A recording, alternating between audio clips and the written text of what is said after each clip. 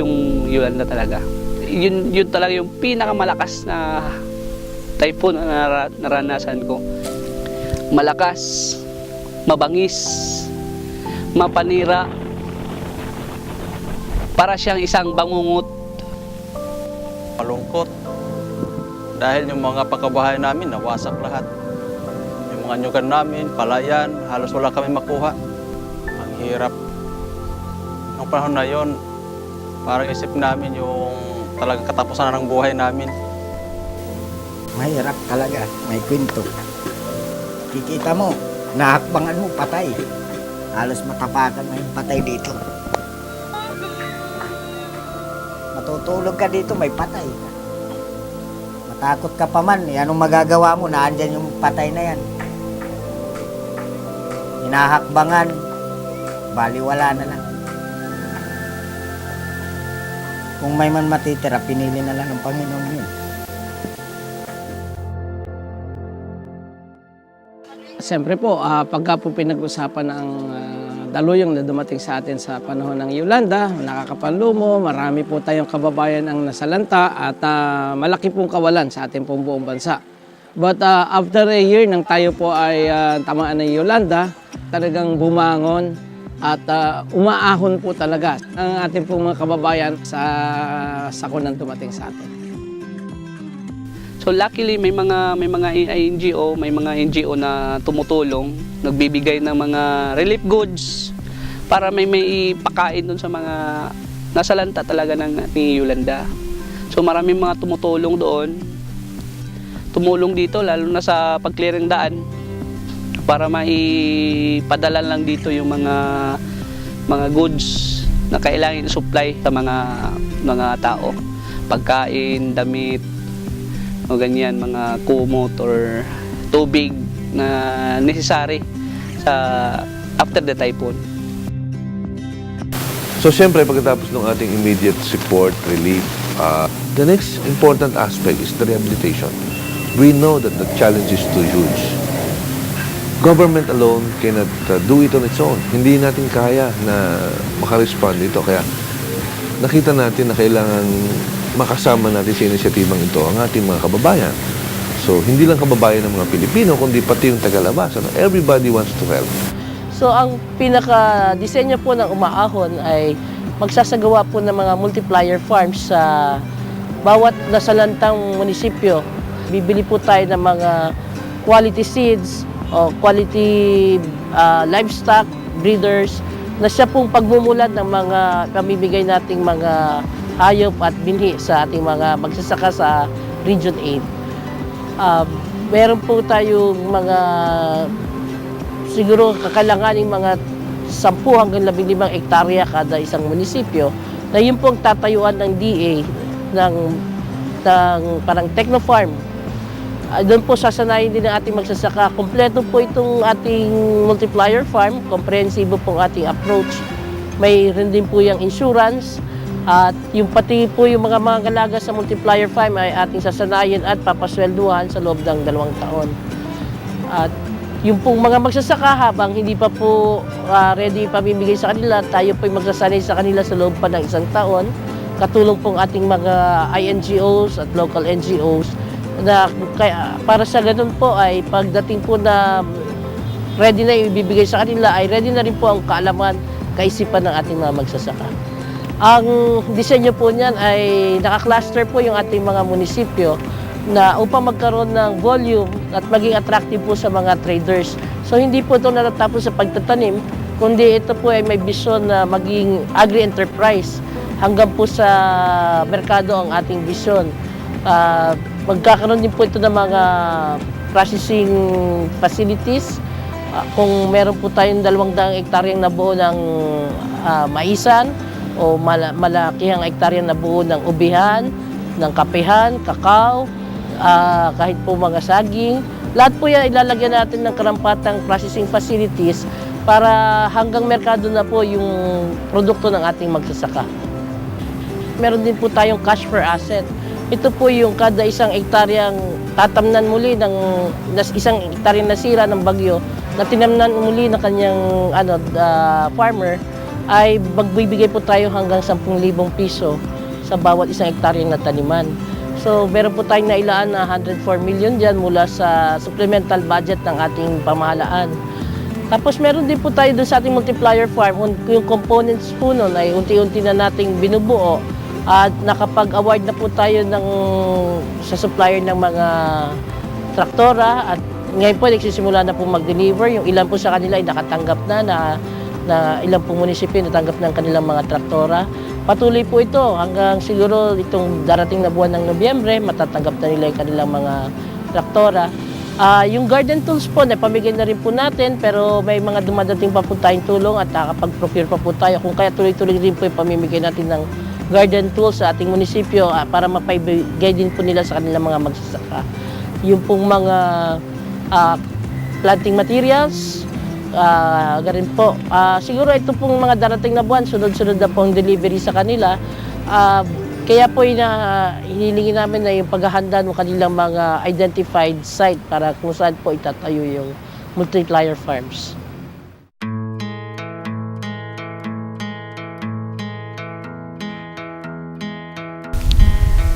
Kami po sa PCA, yung una pong ginagawa namin, yung tinatawag natin na coconut timber utilization and disposal.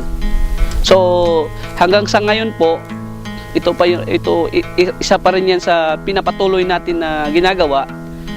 So, kaya nga nakikita natin sa likod, yung mga coconut lumber, yun po yung mga tablon or yung mga robust ng coconut na bibilhin po ng UNDP. So gawin para sa pabahay program ng mga INGO din. So in that way natulungan po yung mga farmer natin na para maibenta, mapagkitaan yung mga damaged coconut trees nila. So under sa itong proyekto, so ang ginagawa po namin ngayon, nagdi-deploy kami ng mga well-trained chainsaw operators para sila po yung mag-cut ng mga trees, and then nag-hire po din ng UNDP at saka PCA ng hauler para maibaba yung mga debris, yung mga coco lumber doon sa roadside at para din mahakot papunta dito sa depot kung saan dito ipaprocess ang lahat ng mga lumber. And then para po mabilis yung paglinis dun sa area, nag-hire po tayo ng 80 cash for work, 80 people na magtatrabaho, maglilinis doon sa area, including na yung pag-hauling doon sa mga timber, coconut lumber, at saka yung sa mga na-chop-chop na mga puno para malinis yung area ng isang coconut farmers na nagbenta ng coconut trees nila para sa UNDP. So after na ma-clear natin yung mga lumber, so papasok yung planting and replanting natin. So kung pwede po daanan ng tractor, ma-plow natin, so mag-deploy tayo ng tractor para mataniman nila other plants na gusto nila, vegetables man or mga fruit-bearing trees na sa tingin nila mapagkitaan nila while waiting na bumunga yung itatanim natin na niyog or na coco seedlings. So sa ngayon po, we're focusing on clearing, and after nyan magbibigay tayo ng mga coco seedlings na para itatanim ng mga coco farmers, beneficiary natin. Isa din yan sa project under YRP program is a fertilization project na yung PCA yung mabigay ng fertilizer sa mga farmers, at kung may fertilize nila yon, 25 pesos yung ma-receive, yung incentives na matanggap ng farmers per tree, bawat puno na ma-applyan ng fertilizer po ng farmers. So then papasok din yung tawag natin na pag-control dun sa rhinoceros beetle, no? Integrated pest management aspect natin para po masugpo yung incoming threat dun sa coconut industry natin.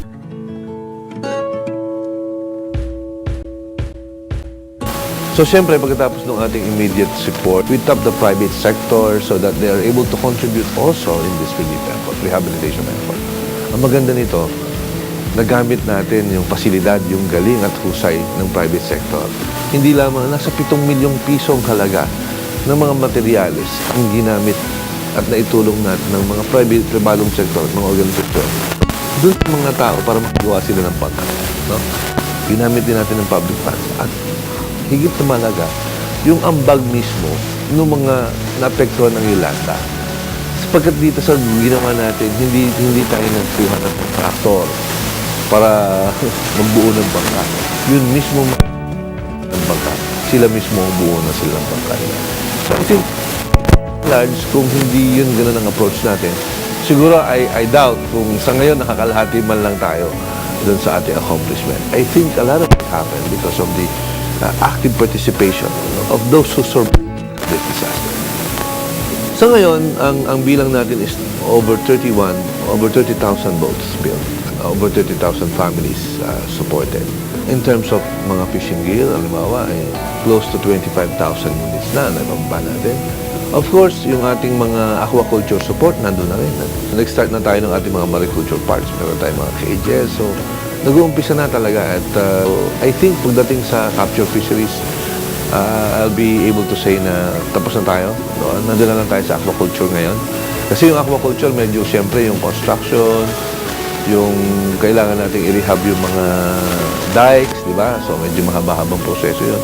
At saka siyempre yung ating mga mariculture parks, kailangan pa natin ayusin. So nandun na lang tayo. Pero malapit na tayong matapos yung ating total assignment.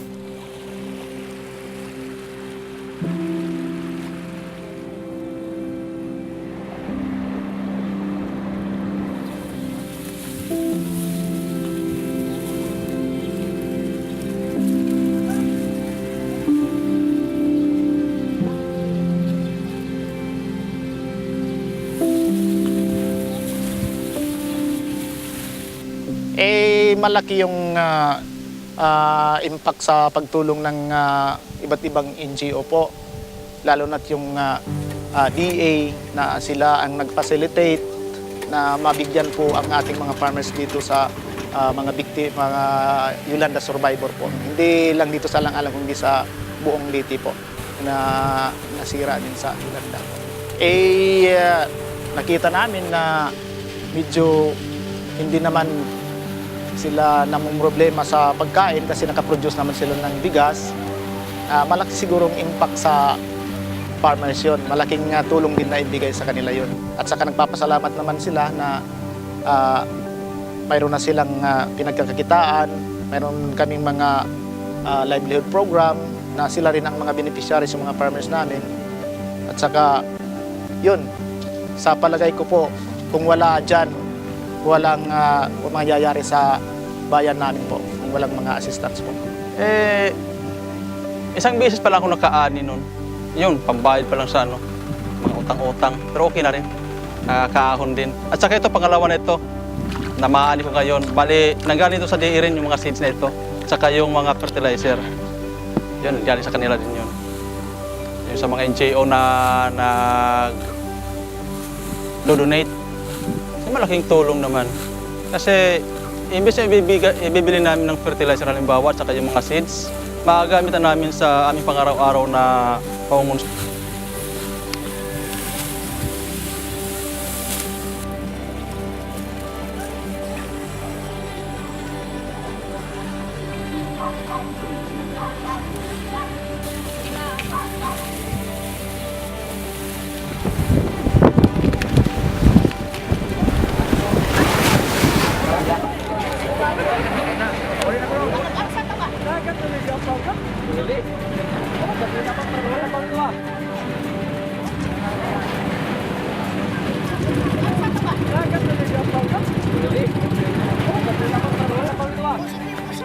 Ginawa ko pong intercrop. Yun muna yung inano namin, kamuting kahoy tsaka kamuti. Habang nag-aantay kami ng niyog.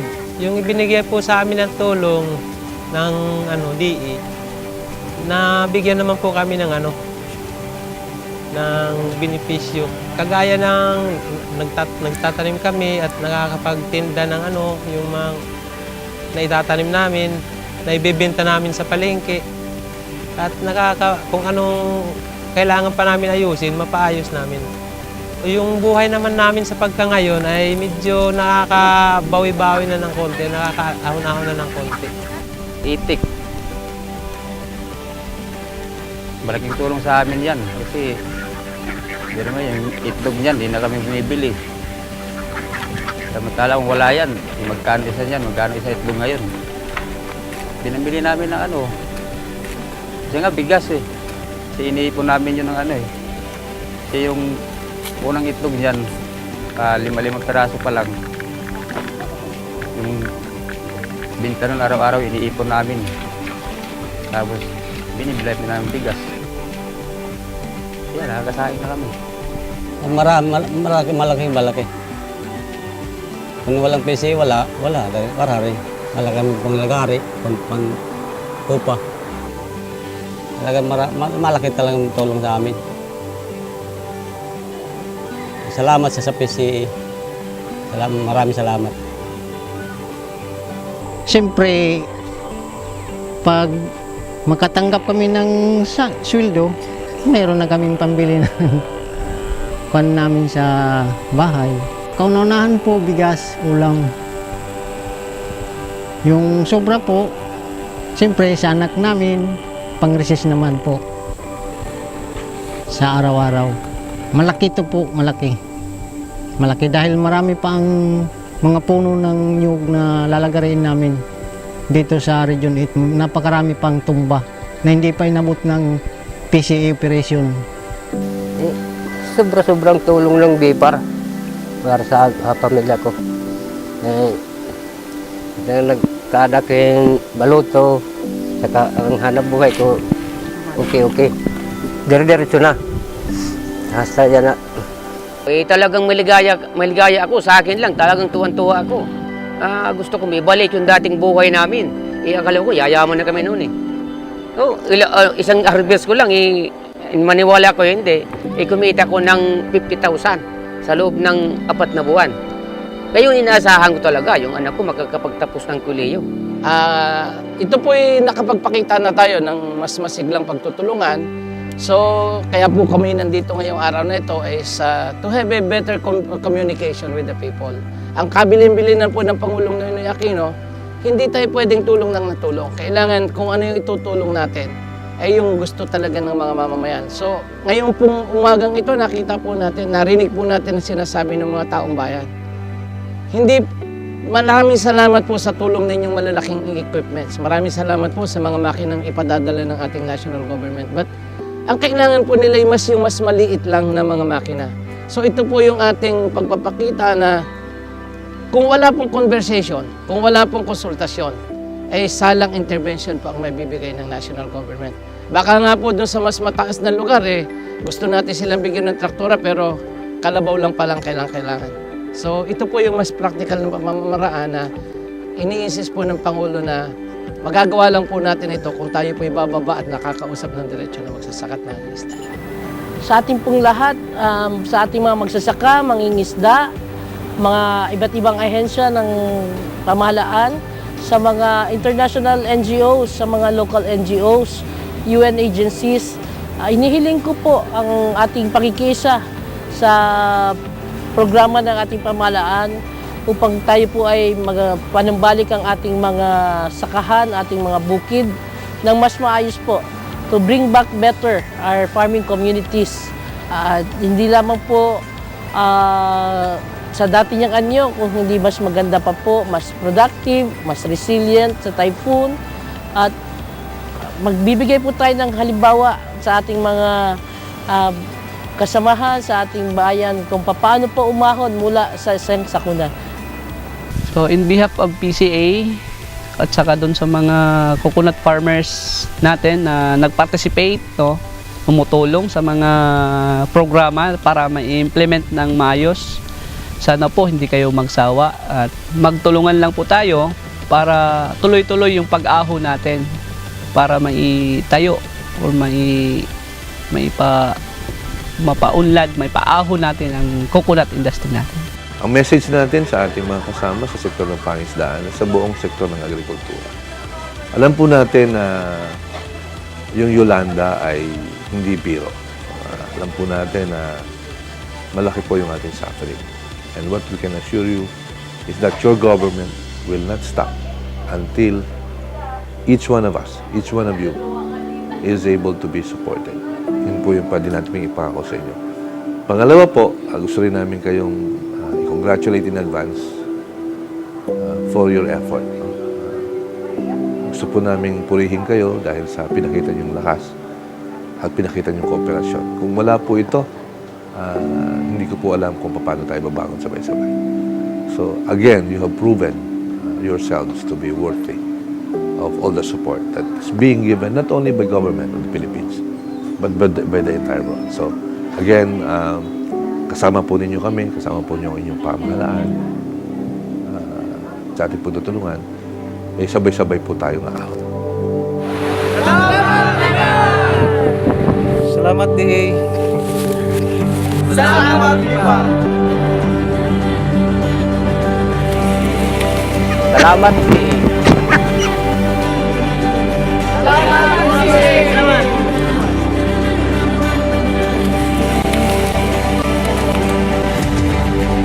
Salamat din. Salamat, Pipa. Salamat sa Ipar. Salamat din.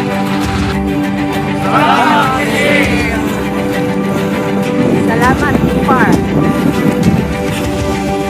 Salamat, Pipa. Salamat din. Salamat, Pipa. Salamat, Ipar. Ha? Salamat na.